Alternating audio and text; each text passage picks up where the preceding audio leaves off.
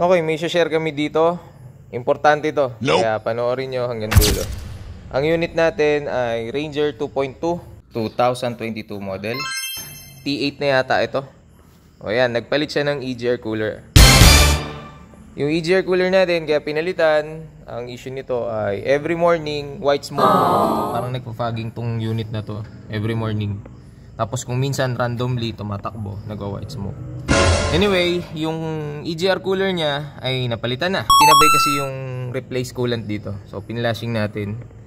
So, ang issue ngayon, etong hose na to ay connected sa engine oil cooler. Ewan ko kung nakikita nyo sa video. Ayan. Nope. Na dapat, yung laman na coolant na yan o yung tubig na yan ay bumaba na sana. What? Ang problema, hindi siya bumababa. So, nagtataka kami bakit hindi bumababa. What? Sa mga naka 2.2. So, ayan yung engine oil cooler natin. So, dapat yung hose dun sa taas, mas mataas yung level nun, tutulo na sana yan dito. Lalabas na yan sana dito. Yan, dito. So, ngayon nagtataka tayo, nung hinangina natin ng air compressor dito, may mga tumalsik na parang carbon. O parang buhangin. So, positive. Barado yung engine oil cooler natin.